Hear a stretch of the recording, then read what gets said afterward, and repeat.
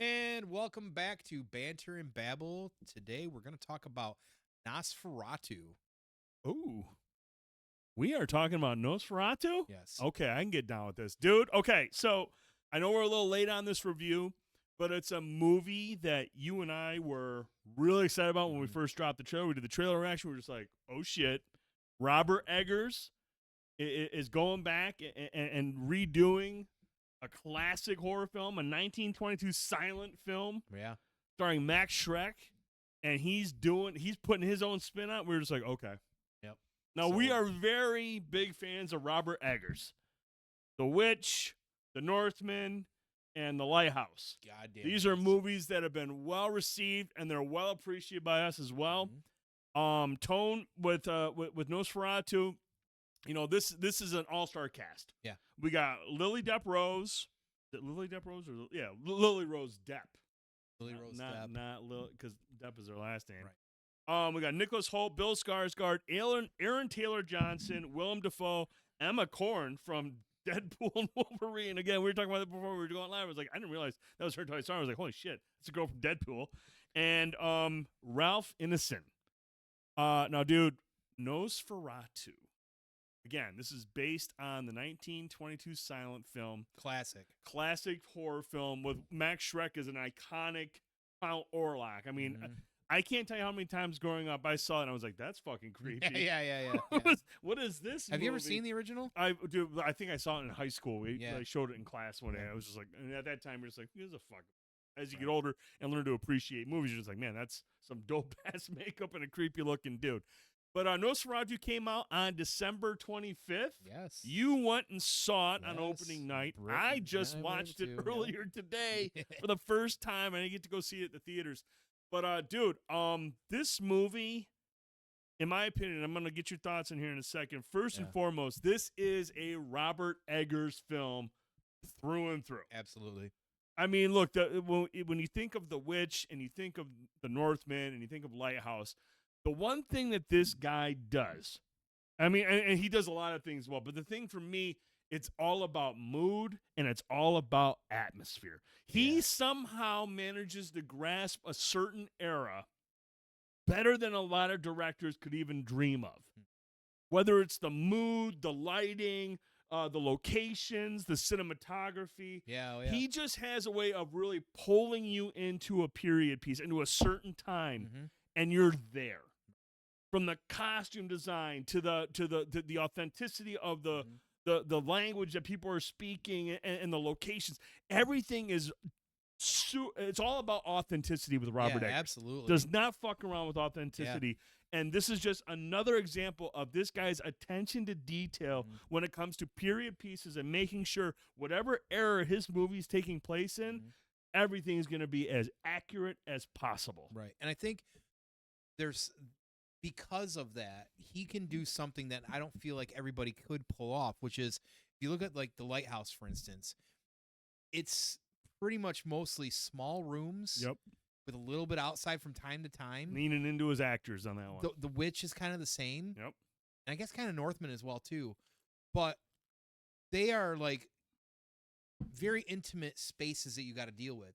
So to be able to take, like, for instance, like The Lighthouse and like a room and two people are having dinner, and to make this absolute fucking monster of like a dialogue and an engaging scene, it's definitely, the actors are a big piece of that, and a tribute to the writing or whatever. But, you know, Eggers understands that mood, that environment, that way to kind of draw you in.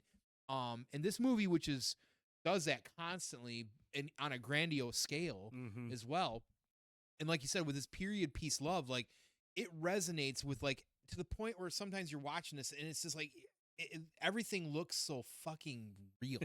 Real. Like, you don't see, like, it doesn't seem like it's overdone with CGI. Like, everything is just like that. because we talk about, like, you talk about how intimate a lot of the settings are. You know, his focus, you know, he's in Germany. It's just, obviously Germany's massive, but a lot of the shots are these tight corridors and these tight streets, and they're just really zoomed in, so you don't have to sit there and be like, that doesn't look real. Right. I mean, everything, you can tell these sets are specifically designed. And that's why I got nominated for 4 Oscars. A lot of things in terms of, like, costumes and all that stuff. So it's just like, he just has a way of pulling you into a Mhm. time and not letting you go. Yeah. You're going to experience everything that time period Right. experienced. And of all those movies, it's really interesting. The Witch is the one I saw most recently Yeah. that I had not seen yet. Yep. And everybody always talked about Oh, that. yeah. Britt was a big fan. Like a lot of people are a big fan. And it was just one, and it's an A24, I believe, as well. Is it A24? Maybe I'm crazy. You might be right. I'd have to go back and look. I know A24. I'm pretty sure Lighthouse was A24. Well, I feel like it is, but again, I digress. It just feels know like an A24. I'm pretty sure it might be. And, I think you are right, And though. if I'm wrong, we can Google it like on our phones and stuff. But Good. it did blow me away watching that, because I was like, wow, like I'd already seen a couple of others, and I'm like, damn, like this guy. That's how I knew. I guess maybe it takes the third film, maybe or not. I don't know. For me, after seeing a third Eggers film, I'm like, he is setting himself apart from everybody to me right now. And there's some people out there that I love that are visionary directors that have been around for a while. People like Sam Raimi that I'm to the point where I'm probably a fanboy. I may be biased at times. I get it, but like Eggers is like a next level kind of person. Like when he's working on something, or going to be at this point now after his fourth film, there needs to be some serious conversation where like this guy's a fucking heavyweight, and he hasn't been doing it as long as anybody else, some of these other guys. So and guys and gals, and he blew it away with this film, and instantly from some of the scenes that he starts filming, the cinematography, I'm like, this is stuff you could put on the wall. This is like there's several scenes, right? It like it's to the like I know we all consider this art, but it's on a next level of art with him for me. No, it really is. Like when I think of, like, obviously in Hollywood there's big directors. You got the Spielbergs, the Christopher Nolans, and stuff. But then you've got some of these.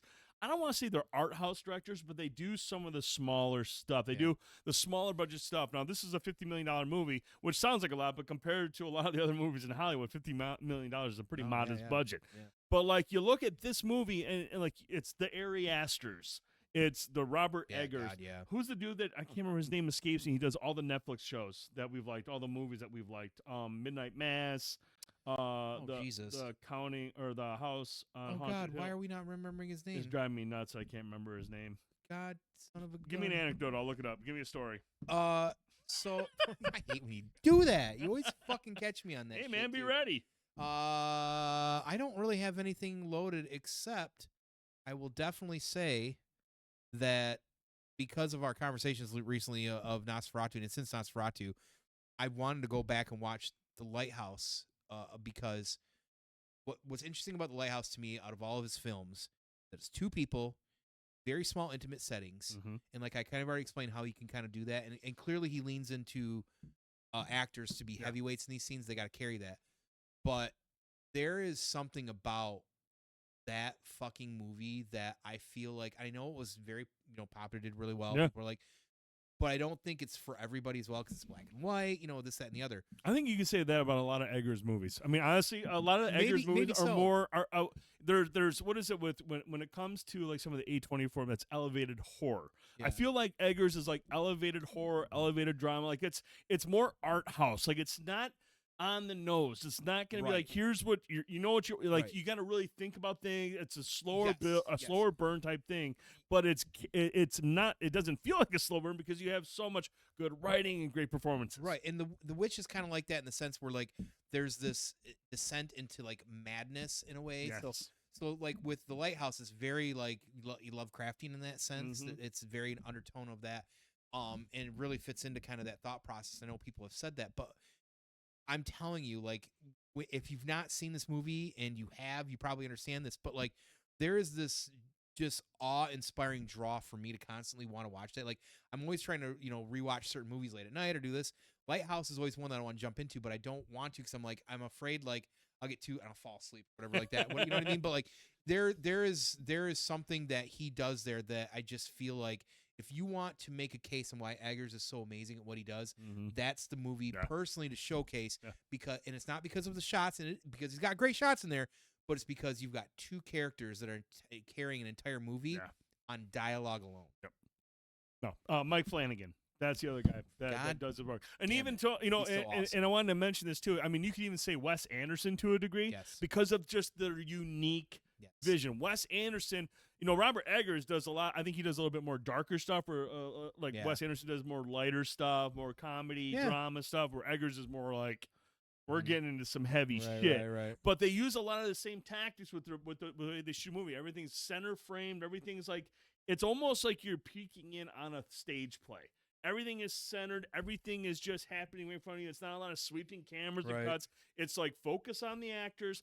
Let them deliver their lines. It's very stage-like in the way that it's presented to the audience. That's a good way. And so, like, when watching Nosferatu, like I said, it's not a huge cast. You've got Lily Rose Depp, Nicholas Hoult. They're the married couple. Thomas and what's her name? Aaron Taylor Thomas? No. What's his wife's name? Lily Rose Depp's name? Hannah? Is it? Hannah, I think. Anywho, you been drinking? I have a lot. But Nicholas Hoult, and then obviously Bill Skarsgård was the one, like, when the trailer came out, we're like, oh, we want to see what he looks like. It's Count Orlok. And for whatever reason, what is it with Bill Skarsgård and taking on these characters that are just, like, iconic? And I know The Crow wasn't great. It wasn't well received, but he had a very distinct look about himself. And you look at Pennywise and you look at all the movies, any of these roles where, like, he's really committed. That's the one thing about Bill Skarsgård, is he is committed. He reminds me like a Nick Cage. Like, he is, when he's in, you're getting 110%.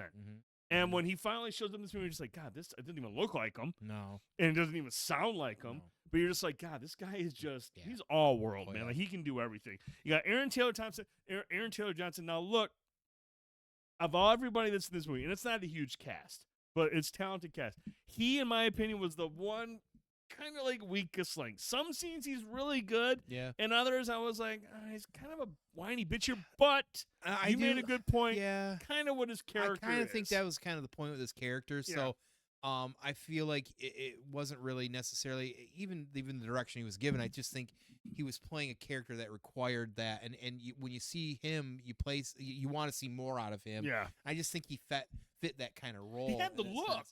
He definitely had the look. Absolutely, he had that look of that Victorian era Germany, just old time thing going. I don't know the actor's name that played like the whatever you call it for his boss or Nicole's boss. No, yes, yeah, the guy that was like fucking nuts. The fucking thing bites a bird's head off. That guy, like, I don't know what, like, that guy was impressed. He's been in he was in Mission Impossible, one of the Mission Impossible, and he was also in God, what's the Tom Hanks movie that has to do with World War II? Oh, not Saving Private Ryan. There was one recently that Tom Hanks did, and this guy actually, I think he might have been nominated for an Oscar. I know who you're talking about. I just can't remember the movie. I can't remember his name. Maybe we'll have that in the fucking description, because that guy, in my opinion, he was great. He was like, holy shit! Like, I was excited when they got back to his scenes, because I'm like, this guy is the like scene fucking, when he's first in the jail cell and he's like, after he bites the bird's head, and like the way he gets up to the camera, I was just like, man, this guy is intense. Chewing up those scenes, super intense. I mean, like, you have all these, like, Ralph Ineson. Okay, this is a guy who is an Eggers special. Like, if Eggers makes a movie, Ralph is probably going to be somewhere nearby. He shows up. Him and Willem Dafoe playing off each other. It's like, you got two iconic character actors who just know how to, like, create a character and command the screen, but still not upstage anybody. Like, they're just there, and they fit in whatever era that they show up. They're just like, they belong here. Yeah. I believe these are two characters that would be in Victorian era Germany. Yeah. Dafoe, I think at the end of the day, Dafoe sometimes gets overlooked for his character play. I think there's a lot of people out there that get it. Yeah. But I also feel at the same time like that people don't give him enough credit for the things he doesn't get the flowers as much as he deserves. He honestly does not. I mean, he's been nominated for Oscars. I think he was nominated for Platoon, and he's in several performances. Obviously, I think he's been nominated a couple times. Absolutely incredible. And it's just like when Eggers makes these films, man, they don't have a lot of characters, but man, when he does have a character, he puts somebody in there. They might not be an A-lister, but there's somebody that can command a fucking screen for a moment and deliver some lines with conviction. Yeah, and this is technically a prequel to Renfield, right? Because Nick Hoult is no. Unfortunately, no. This is my bad. Not a prequel to Renfield. Man, what a drop off that would be, right? But Tone, what were some of the things in your opinion when we sat down and watched this movie? Obviously, like I said, I've watched Nosferatu probably once in my life, and that was back in high school. But like, going into this with your expectations with the Robert Eggers film, overall, like what were some of the things that stood out to you in this movie? Ooh, excuse me.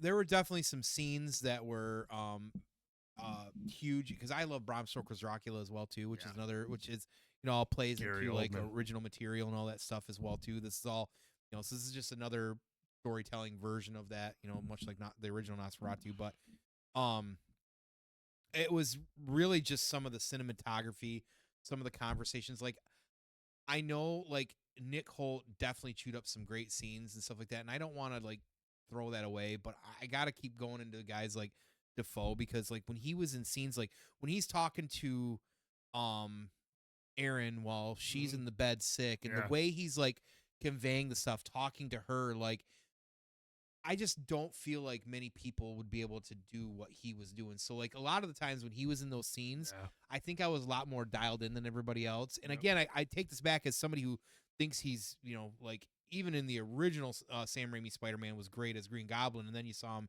in the recent one where he was playing Green Goblin again. And he's like, Jesus Christ, this guy's not changed. He's next level. But Lighthouse really kind of like pivoted hard for me on him as an actor and a character actor. So going into this, I think I told you this too. Like I was watching this movie, and I was like, I'm just waiting for Defoe right now at this point. You know what I mean? Like, so he gets into those scenes, and I'm telling you, like he's high octane 110% of the time, and it just it was really good. So that stood out to me, just Defoe in general.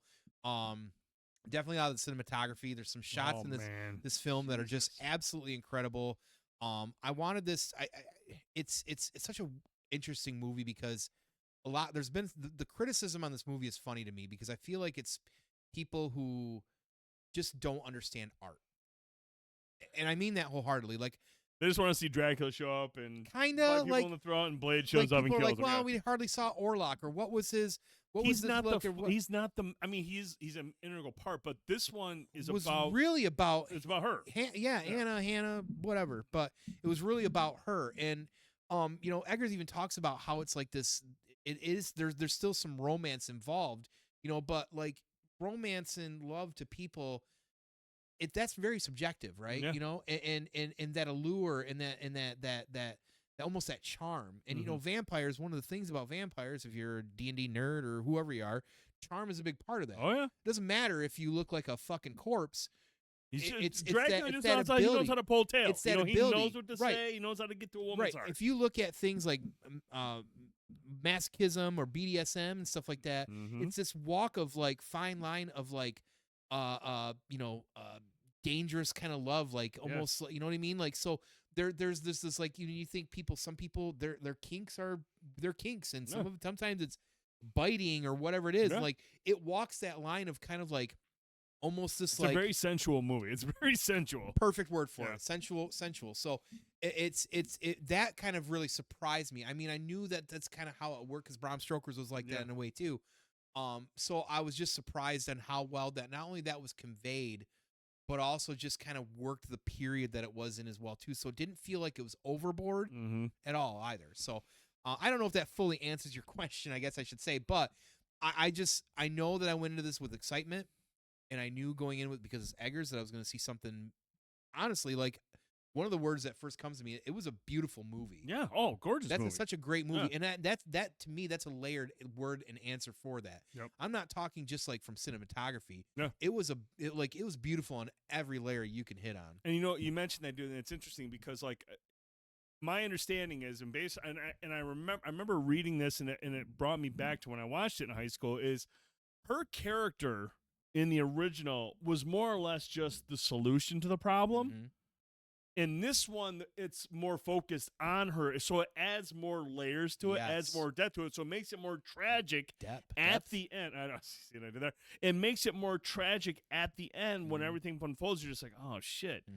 She, in the in the 1922 one, like again, she's just the solution to the problem. Right. Whereas this one, not only is she the solution, she's basically why it's happening. It explains what she was reaching. When she was younger, she was begging for somebody to help her, begging for support from somewhere.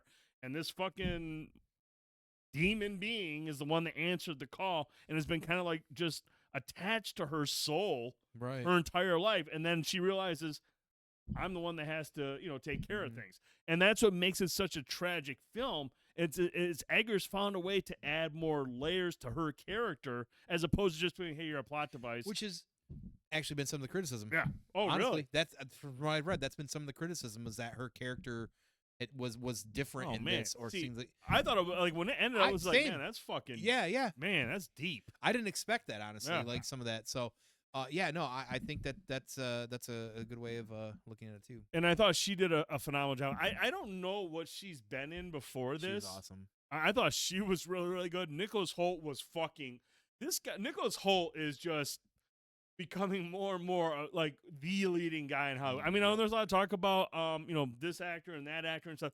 Nick Hoult is really just an incredible amount of range. Mhm. He can go from funny, he can go to rage, he can do sad, he can do everything. Yes. Like he's just incredibly talented. And obviously, Willem Dafoe, the guy just shows up and is like, "What do you want me to do?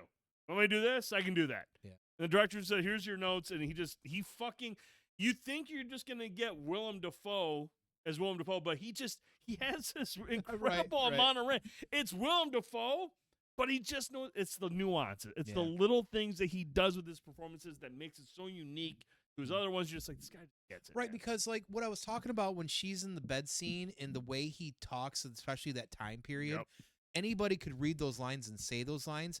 But the difference when Defoe does it is it feels authentic. Natural. It's natural. It's so Yeah. fucking crazy because Yep. like there's certain words and ways they like either pronunciate Chant or and pray and all this, like little things like that. It's just, right, and it just literally feels like it's so believable from him. Yeah. And that's the difference between him and everybody else. You believe Willem Dafoe. It's a tragic love story, but it's got the necessary jump scares. Right. It's got the gore. It's got the mood. It's got the atmosphere. Robert Eggers, just like I said, man, I just I don't know if there's a better person in Hollywood that handles period pieces better. At this point, right now in our current times, and as somebody that's still kind of new in the like, because how long has he been making? When did The Witch come out? Was that the first one? He's probably in his. I mean, We're talking within a decade Yeah. time Oh, frame, right? oh. That's my. Whoa! that got Whoa. away from me. Wow. That one got That away came from the me. deep. In his time frame, like he's made 4 movies in this time frame, Mm-hmm. and these are kind of movies to me. Like I don't know why these aren't sitting with a bunch of trophies around them. You know what I mean? And maybe they aren't. I don't pay attention as much Right. like that. But like, I just know that like as somebody who looks at film, novice, of course, Sure. as like an art form, Yeah. and like how things like touch me in a way, Mm-hmm. like but because you said like the love, like I talked about beautiful. When you even say love in this movie, that's so fucking leveled too Yeah, as well. yeah. That's very very layered Tons of because layers. you're talking about with Orlok, you're talking about with this person, With her husband, I mean, and her friend. her friend. I mean, it's fucking nuts. Like everything in this movie is like so fucking layered. yeah, dude, it's deep. And the thing that I like about Eggers is, like I said, man, you look at Northman and you look at Witch and you look at Lighthouse. The guy just knows how to grab these eras, these period pieces, and knows how to project them on the screen, puts you in those eras, and you're like, fuck, I'm here. Yeah. It's hilarious, man, because Rotten Tomatoes asked him if he would ever I love this. love this. direct or make a contemporary movie in modern times. And he has no intention. He has no interest. Why? He said, I quote, "The idea of having to photograph a car makes me ill. And the idea of photographing a cell phone is just death." That's awesome. He wants nothing to do with modern times. He wants to be able to go back into these periods, recreate it from the ground up, Yeah. pull us into it, make it authentic, give us an understanding of what these people are dealing with in that time, and then building a story around it. Mhm. Guy just gets it, man. And I gotta kind of wonder, and this is me trying to like pretend I'm Eggers for a minute, because from a storytelling perspective, you want people to buy in and believe. In a world where you're connected to everything, you just pull up your phone and say that's not real, or look at a picture of that's not real. Right. All that kind of things that you're talking about, that modern era, it's harder buy-in to believe the kind of fantastic stories that he's wanting to Yes. tell. Do period pieces, those things don't exist. So you have to have buy-in on these characters, locations, dialogue, and just story in general. Yeah. And so and you can tell that he is a visionary. I think what it does, I think what you're saying, it makes it fascinating for the viewer. Yeah. Because like you said, we're so used to technology being Right. We're so used to having access to Right. everything. And what he does is he puts you in these situations like, man, I can't just text the local doctor and be like, hey, I think my wife is Right. possessed. You know, can you come over and check it out? Right. You So it's gotta more do all believable. this shit, and you're just, and I think that's part of the fascination. You're just like, fuck, man. Yeah. He had to do shit. He had to ride a fucking horse to Transylvania to go see Count Orlok. Right. I mean, Right. And it took him a week or something, whatever it was. Like, she's saying about like I'll see you in a couple of months. It's just like you can't hop on a Right. plane and fucking fly to Right. Transylvania Right. to make a deal. I mean, it's those things, and I think that's what makes it so unique and so just wild. Like by into you, just like, man, it's crazy. yeah, man. And awesome. But no, kudos to Robert Eggers. I mean, like we mentioned, they were nominated for 4 Oscars, and it's all about the production. It's all about pulling you in. Best cinematography, best production design, best makeup and hairstyling, and best costume design. The guy just knows how to grab an arrow. Which is interesting that you bring up about design, makeup, and hair design, right? What is that? Well, because one of the things that people were criticizing or confused about and saying, what the fuck is up with the mustache that this character Yeah, had? Tom, because Max Schreck, the 1922 film, Right. he's got a clean shaven face. Right. He's clean. Well, Uh-oh. Drop some knowledge. actually, that time period in like that middle eastern part of Europe, that period or whatever, especially if like Transylvania was there, that was part of the actual like male look. You know, you go through these like sideburns, hairs, and things like that. If you look at Chops. old school pictures of like Vlad the Impaler and things in that nature, they had the big old fucking mustaches. That's why they stuck with that, because in Eggers's ability to really take the time period serious, he stuck to that because that was actually part of it, including the haircut as well too. Even though it was thinned out, he was a corpse or whatever. But authenticity, authenticity was a big deal to Eggers. So all y'all squirting about that one, that's what I say. Squirt back. And also again, this was I'm happy to report that this movie was a commercial success, not only a critical success but a commercial success.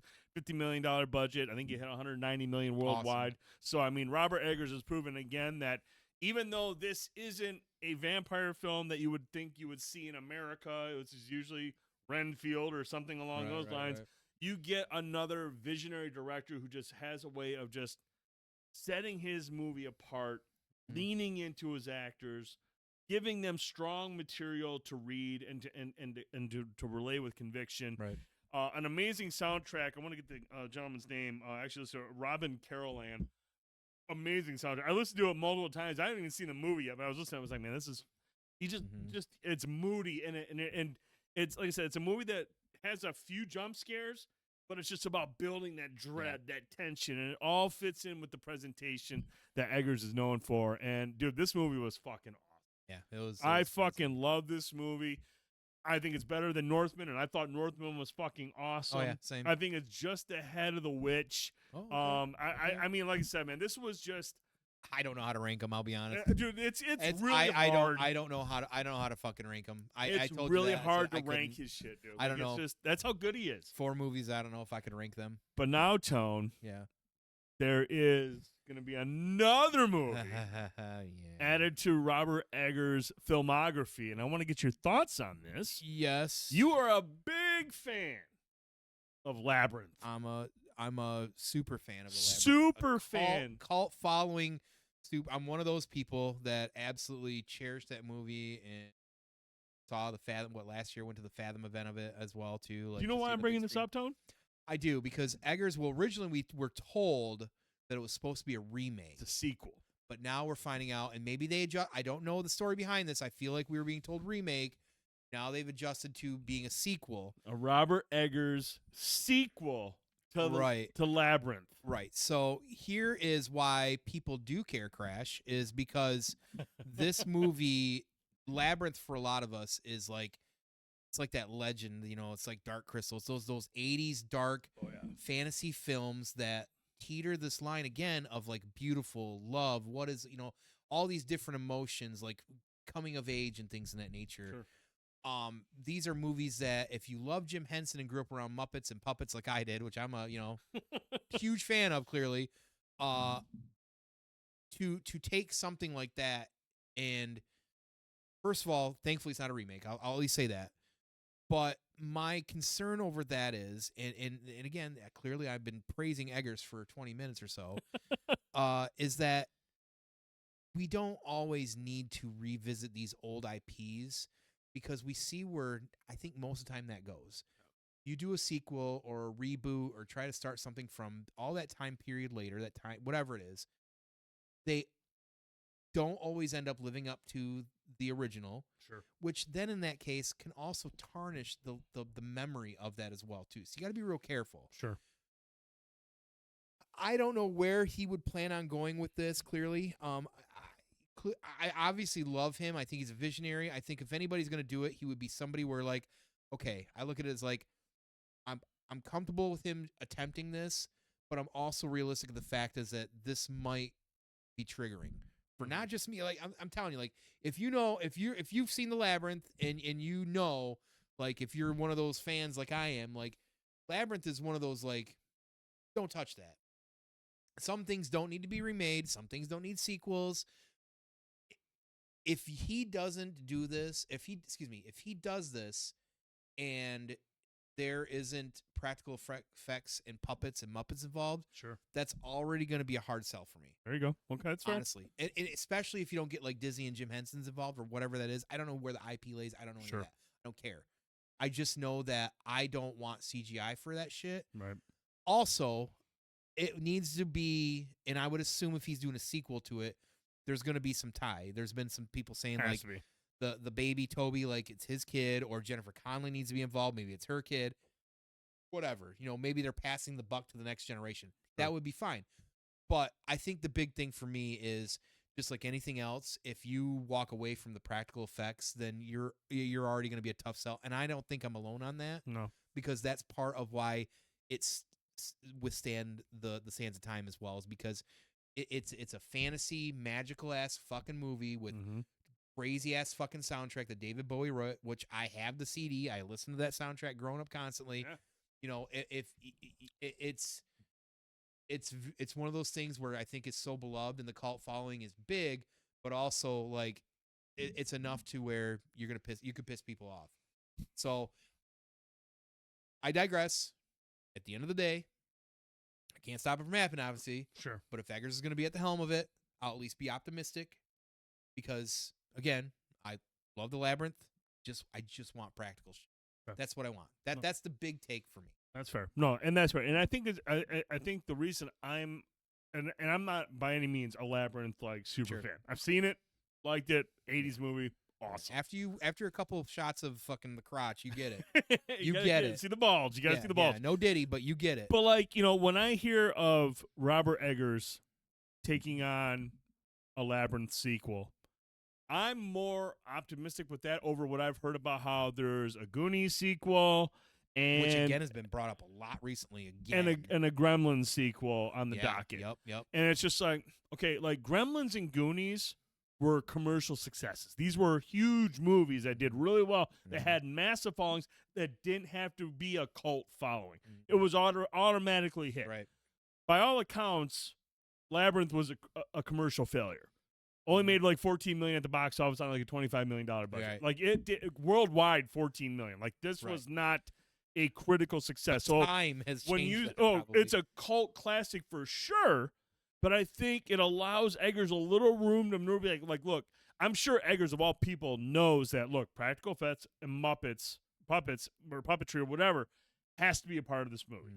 I think Robert Eggers himself is a practical effects guy. I almost kind of wonder if he's taken up the helm of this, knowing from his work, he might actually, I bet you he's a super fan. That's what I want to know. And that's what I'm trying to say. Like that's the hope in the back. That's where my optimism comes from. Yeah. Is that he's also a super fan. He knows, hey, I've just been handed a fucking glass ball and I got to carry it over 250 yards. That's why I'm actually kind of excited about this. Yeah. Because I think Robert Eggers is the type of guy that's not used to having a $150 million budget. He knows practical effects keep the cost down compared to heavy CGI. Right. He doesn't want to do a modern film. We all know this ain't fucking modern. Right, yeah. So, I mean, this is kind of like in his wheelhouse. And I think I think it's one of those things where, like, he could bring Labyrinth to the forefront again to not only a wider audience, people get hyped for him because there's Robert Eggers attached to it. This might actually draw people back to the original the first Labyrinth, and be like, "Fuck, man, I never saw this." Clearly, a lot of people didn't see it, and all of a sudden draw more attention to it and appreciate what it had. This could help it grow past cult status and just become a local a phenomenon. That's the optimism. That is definitely. I will tell you though, when I went to that Fathom event last year, we keep saying cult following, $14 million. Guess what? Massive. Guess what? What theater for a Fathom event was nearly packed? Which one?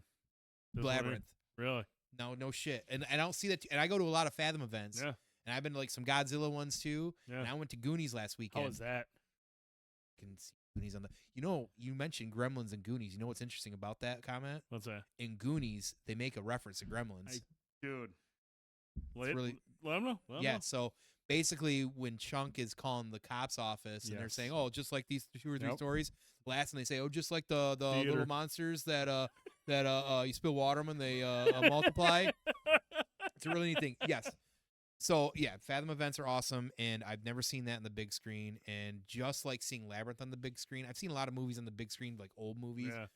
I think my echelon, and listen, I'm sorry, Godzilla. I think my echelon top 3 that I've seen is Jaws, Goonies, and Labyrinth for me personally for Fathom events. Those are my right now my hard 3 on that one. When we went and saw Jaws, I was just like, man, dude. Like you don't know it until you see it at the theater. If it comes out, which I think again this year in I think July, I think it'll be in every July. I think it needs to be in every July. And dude, I mean, seeing it in the theater for the first time in my entire life, I was just like, now I understand. Now I get it. It's a beautiful film. Now I get why it was such a fucking Yeah, massive hit, because it's just different on the big screen. Next. But Tone, overall, Nosferatu, fucking must see. Definitely check it out. Let us know in the comments what you thought of it. We want to get your thoughts on it. I mean, especially if you've seen the 1922 version several times. You know, I've seen it one time in high school. It's a silent film. Obviously, in high school, silent film is like the last thing you want to watch. But I mean, I just remember I was like, this is a very just cool looking film. But other than that, this is like the definitive version, in my opinion. It was just a fucking fantastic film. Yeah, absolutely. You're gonna get all the love out of me on that one. I think this movie's fantastic, and I hope it wins all 4 fucking Oscars. Robert Eggers continues to fucking crush it. Let's see what he can do with Labyrinth. Gonna be optimistic. Fingers crossed. Cautiously optimistic. Yes. Make it happen, Robert. Tone, let the folks know where they can find our stuff. You can find all of us here on YouTube, Instagram, Blue Sky, TikTok, Facebook. We've got a Discord. Make sure wherever you're at, wherever you're seeing B&B content, you're liking, subbing, following, commenting. Please, we want to hear from you. That's the big for us. Want to hear from you so we can get into some conversation. If you enjoyed this video, make sure you hit that thumbs up, subscribe, share with your friends. What he said. Let everyone know where you can watch share in-depth discussions about movies that him and I love. Yeah. Or hate. Right. I mean, hell, does Mortal Kombat come out this year? I don't know. Let's not start that. That's a whole other video. Actually, you can go watch it on YouTube. There's a whole video. It's hilarious. For Fanboy Tone, I'm the Dude 79. Thank you so much for checking this out. We'll see you at theaters. See you next time. Good night, everybody.